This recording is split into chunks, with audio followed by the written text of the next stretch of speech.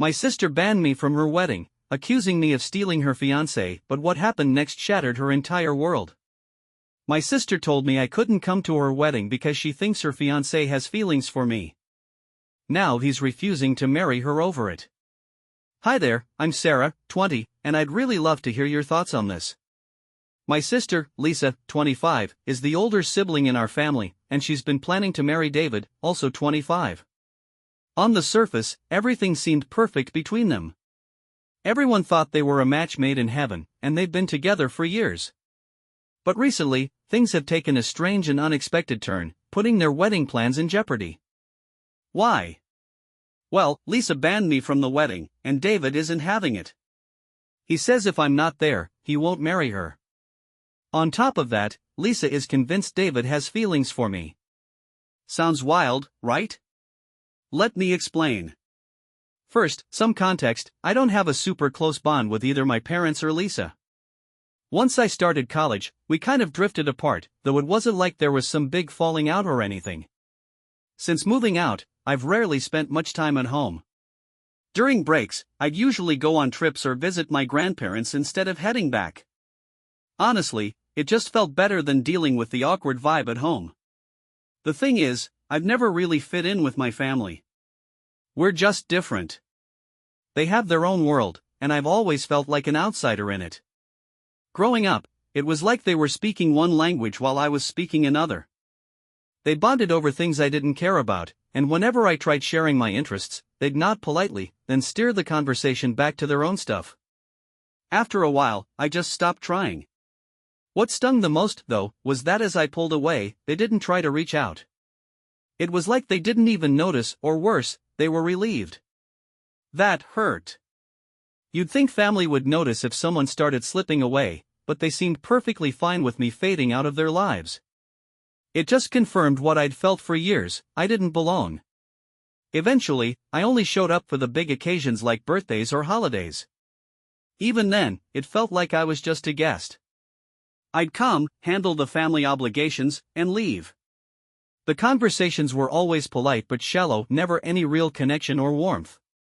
Lisa and I, in particular, never had that tight sisterly bond you hear about. She's always been the golden child, the one who followed the path my parents wanted, doing everything by the book. Me? I was the odd one out, the black sheep. My family isn't mean-spirited, but they have this way of making little comments that cut deep, even if they don't seem like much on the surface. I started avoiding them as much as I could. Why put myself in a situation where I felt out of place? Then, last Christmas, David joined us for dinner, and for the first time in years, I didn't feel completely invisible. My family has a knack for making me feel like I don't belong, but David didn't treat me that way. He was kind and talked to me like a normal person, not like I was the odd one out. At first, I didn't think much of it. I figured he was just being polite. But for some reason, Lisa was bothered. It wasn't like David and I had some deep, private conversation. We talked about normal stuff, travel, school, funny work stories, you name it. Still, Lisa seemed off about it. She kept shooting me icy looks across the table. I tried to brush it off, but later that night, she pulled me aside and said something I'll never forget. "I know what you're doing," she hissed. "You're trying to steal my boyfriend. You've always been jealous of me." I was floored. Steal her boyfriend? Where was this even coming from? I laughed, told her she was being ridiculous, and tried to shrug it off, but she wouldn't drop it. She said I was being too friendly with David and claimed he was acting strange around me. The accusation was so absurd I didn't even know how to respond. This is classic Lisa, though. She's always been the star of the show, the one my parents adore, the one who does everything right. Meanwhile, I'm just the one who doesn't quite fit the mold. Lisa's always been the star of the family, and I get it. My parents adore her, she's their golden child, their shining example of perfection. I've come to terms with that over the years. But accusing me of trying to steal her fiancé? Even for Lisa, that was a low blow. As usual, I tried to brush off her drama. I figured she was just feeling insecure or stressed about something, and since we're not close anyway, I didn't let it bother me too much. But after that night, the dynamic in our family shifted in ways I didn't expect. Lisa, who was never exactly warm toward me, seemed to be going out of her way to avoid me entirely. Anytime I tried to talk to her, she'd either ignore me or give me curt, one-word answers. At family gatherings, she was glued to David's side, like she was staking her claim or something. Honestly, it was ridiculous. Meanwhile, David acted like nothing was wrong. He was still friendly, polite, and just normal. But what really got under my skin was how quickly my family seemed to take Lisa's side. No one came out and said anything to me directly, but there were subtle signs. My mom would give me these weird, watchful looks whenever Lisa and David were around. My dad, who usually doesn't weigh in on anything, started making comments about the importance of family loyalty and supporting each other. It was all so passive-aggressive, and it drove me nuts. The more I thought about it, the angrier I got. I've never been the type to get involved in other people's drama, least of all Lisa's. Why would I suddenly take an interest in her fiancé when we barely even talk outside of family events? It made no sense. Then came the gut punch. A few months later, I found out from my grandparents that Lisa was engaged. Yep, my own sister couldn't be bothered to tell me she was getting married. Learning about it secondhand stung more than I thought it would. Not that I was expecting a heartfelt, glitter-filled invitation or anything, but still finding out that way hurt. It confirmed what I'd always suspected: I didn't really matter to her or the rest of my family. Even so, I held out a tiny sliver of hope. Maybe Lisa was just caught up in the chaos of wedding planning and had forgotten to tell me. Maybe she'd call me later or send me an invitation at the last minute. But as the weeks turned into months, there was nothing. Silence. Then, out of the blue, Lisa called me. I hadn't spoken to her since the weird accusation at Christmas, so seeing her name pop up on my phone was a surprise. I answered, trying to sound casual, like I hadn't been stewing over this for weeks. After a few minutes of awkward small talk, she got straight to the point. "I'm not inviting you to the wedding," she said. For a moment, I just sat there, stunned. Even though I wasn't exactly dying to go, hearing her say it outright still stung. When I asked her why, she gave me the most ridiculous reason imaginable. "I don't want you there because David has feelings for you," she said. "It would just make things awkward." I couldn't help it, I laughed out loud. The whole thing was so absurd it felt like a bad joke. First of all, David doesn't have feelings for me. And even if he did, what did she think I was going to do? Stand up during the ceremony and confess my undying love for him? It was so ridiculous that I didn't even argue. I just said, "Have a great wedding and a happy marriage," and hung up. Honestly, I didn't care about being excluded from her big day. We've been living in completely different worlds for years, and I've made my peace with that. But the whole situation still felt surreal, and I couldn't help wondering if anyone else would think this was as crazy as I did. Has anyone else gone through something like this? I'd love to hear your thoughts. I need to get this down while it's still fresh in my mind because yesterday was absolutely insane. Lisa's rehearsal dinner turned into a full-blown disaster, and somehow, I ended up smack in the middle of it. It started out like any other quiet evening for me. I was curled up on the couch, laptop open, working on an assignment. My phone buzzed a few times, but I ignored it. I've gotten pretty good at that lately. Then, within 10 minutes, I noticed I had 7 missed calls from my dad. Now, my dad is not the type to blow up my phone. If I don't answer, he usually assumes I'm busy and tries again later. 7 calls? Something was definitely wrong. He was trembling when I finally picked up the call. My dad sounded nothing like the stoic, composed man I had grown up with.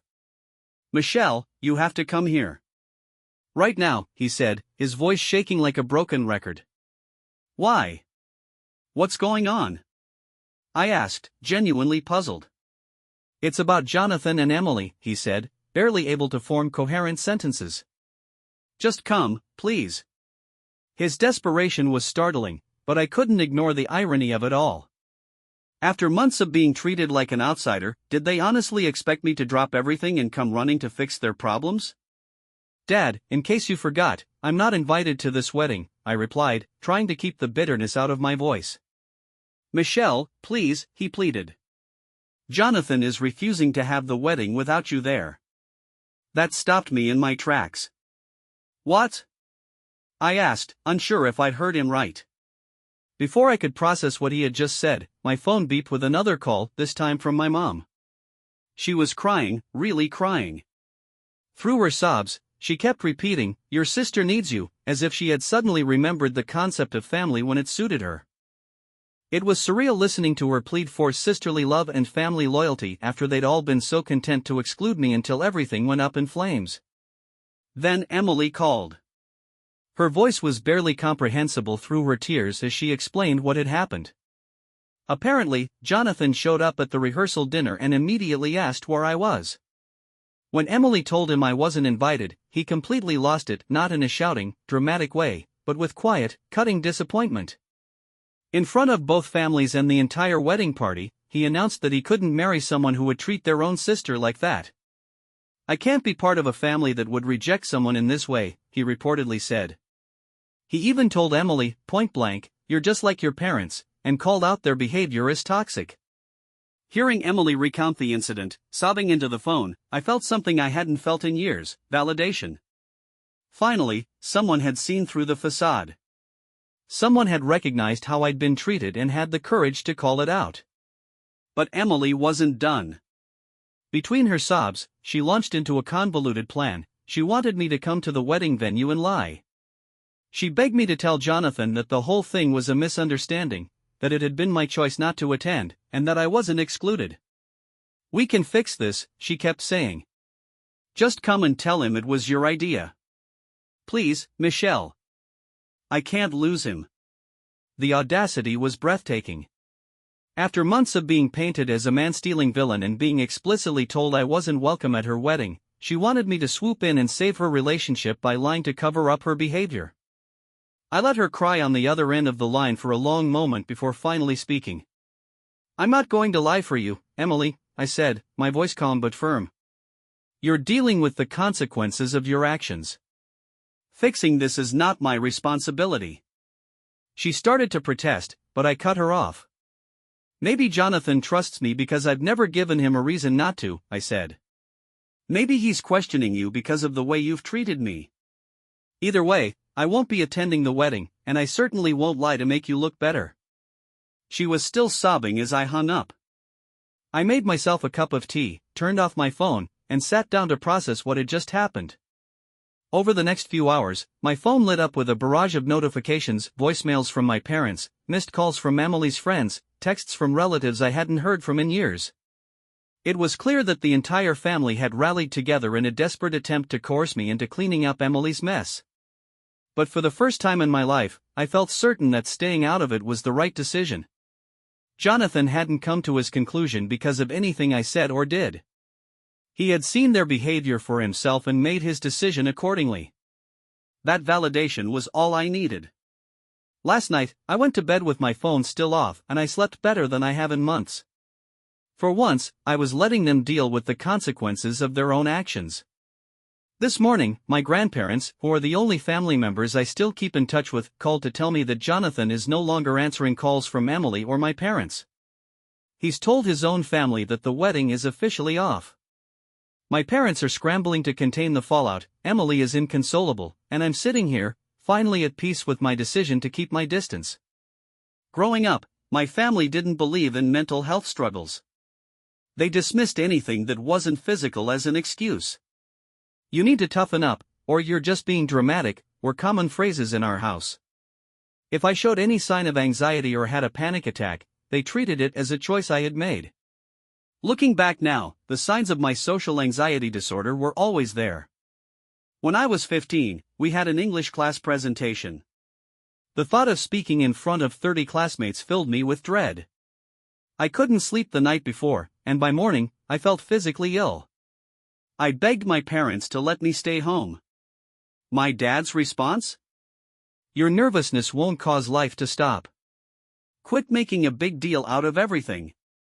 I went to school, and predictably, I had a full-blown panic attack in front of the class. My hands shook so much I couldn't hold my notes, my voice cracked, and some of the kids even laughed. The room felt like it was spinning, but I was trapped, unable to escape. When I got home, my mom's reaction was, "See, you made it through. All that drama was for nothing." If that wasn't bad enough, Emily only made things worse. She was the golden child, the student body president, the debate team captain, and everything I couldn't be because of my anxiety. When her friends came over, they'd joke that I was the weird sister who never left her room. I even overheard Emily telling them once, "Yeah, she's just antisocial. She thinks she's too good for everyone." College was a turning point for me. The first semester was overwhelming, being away from home, navigating new social dynamics, and trying to manage my anxiety while keeping up with classes. One night, I sat in my dorm room, gasping for air, feeling like I was dying. My roommate, bless her, practically dragged me to the college counseling center. That's where I met Dr. Martinez, the first person who truly listened to me. She didn't tell me to toughen up or dismiss my feelings. Instead, she helped me understand my condition. After a few sessions, she suggested I see a psychiatrist. When I was finally diagnosed with social anxiety disorder, it felt like a weight had been lifted. The monster I had been fighting my whole life finally had a name. It wasn't drama. It wasn't me seeking attention. It was a legitimate condition and, more importantly, it was treatable. Through therapy, I began to recognize how damaging my family's behavior had been. Dr. Martinez helped me set boundaries, advocate for myself, and identify harmful patterns. It was around that time I began to intentionally distance myself from them. But when I tried to explain my diagnosis to my parents, they completely dismissed it. "These doctors just want to make money by labeling everything a disease," my mom said. Emily rolled her eyes and added, "You're just using fancy words to justify being antisocial." My last attempt to bridge the gap was last Thanksgiving, just before all the wedding drama started. I prepared a whole speech about social anxiety, complete with research and statistics. Halfway through, my dad interrupted me with, "Michelle, when are you going to stop making excuses and start living in the real world?" It hit me then, they were never going to change. They had this fixed image of me as the problem child, the dramatic one who needed managing. That realization, as painful as it was also liberating. I stopped seeking their understanding or approval. Looking back, this pattern of behavior explains so much about the wedding fiasco. My parents' immediate acceptance of Emily's story without question, and Emily's quick leap to accusing me of stealing her fiancé, all stemmed from the same belief: I'm the source of the family's problems. But here's the thing, Jonathan saw right through it. He noticed how they treated me, how they minimized my emotions, and how they scapegoated me. He didn't just see it, he called it out for what it was: toxic behavior. In contrast to everyone else in my family's social circle, who simply went along with their narrative, Jonathan refused to accept their version of reality. That's what makes this whole ordeal feel oddly validating. For once, someone not only noticed but also stood up for me. The events surrounding the wedding and its aftermath weren't just isolated incidents. They were the culmination of years of toxic family dynamics, where I was always cast as the problem child, the one who needed fixing. That's why Jonathan's decision to call out my family's behavior felt so significant. It wasn't just about the wedding. It was about someone finally acknowledging everything I'd endured for years. For the first time, someone outside my family saw the truth and stood up for me. That validation, after a lifetime of being dismissed and scapegoated, felt like the closure I didn't know I needed. After the wedding was called off, things escalated in ways I couldn't have anticipated. Emily somehow got hold of my new phone number and shared it with everyone she could think of. Suddenly, I was inundated with hundreds of hateful messages from strangers, acquaintances, and distant relatives. Threats, guilt-tripping, and intimidation poured in non-stop. Then came the vandalism. At first, it was eggs on my car, classic Emily, the same thing she used to do to girls she hated in high school. When that didn't get a response, she escalated. My mailbox was repeatedly destroyed, my car vandalized, and offensive notes were left on my apartment door. The final straw came when Emily slashed all 4 of my car tires and left a threatening note in her distinctive handwriting. I had security cameras installed, thanks to advice from Reddit, and caught her attempting to break into my apartment. Even with this irrefutable evidence, my parents brushed it off. Girls will be girls, they said. You need to be more understanding of your sister's pain. Their dismissal didn't surprise me, but it cemented my decision to protect myself. With the guidance of an incredible attorney, recommended by the Reddit community, I built a solid case using video footage, photos, and the hundreds of threatening messages I'd received. When my lawyer presented our evidence and sent Emily a cease and desist letter, she finally realized she'd gone too far. Through her attorney, she tried to negotiate, offering to pay for the damages if I dropped everything. But this wasn't about money, it was about accountability. The court case moved swiftly. Emily faced charges of attempted break-and-enter, criminal harassment, and vandalism. The judge was harsh, emphasizing the deliberate and escalating nature of her actions. She received a permanent restraining order, mandated therapy, and a 1-year suspended sentence. The civil case was resolved out of court. Emily paid for all the damages, including emotional distress and lost wages. Her harassment campaign had cost me several freelance clients, but the settlement included a non-contact clause, ensuring that my parents could no longer act as intermediaries. Their concern for their reputations likely influenced the speedy resolution. True to form, they cared more about appearances than doing the right thing. I've since moved to a new, secure apartment and updated all my contact information. My clients, understanding the situation, stood by me, and one even offered me a job after hearing how I handled everything. For the first time in my life, I feel free. The weight of my family's expectations and criticisms is gone. I'm no longer their scapegoat. I'm just Michelle, living life on my own terms. My journey isn't over. Therapy continues to help me manage my social anxiety, which, unsurprisingly, was fueled by years of gaslighting and constant criticism. Who knew removing toxic people from your life could be such an effective treatment? To anyone dealing with toxic family members, remember, sharing DNA doesn't give someone the right to mistreat you. Walking away isn't about revenge, it's about setting boundaries and demanding respect. Living well, they say, is the best revenge. For me, the greatest closure has been standing up for myself and taking control of my life. I'm no longer the scapegoat or the victim. I'm free, and I'm never looking back. Thank you, Reddit, for being there when I needed support the most.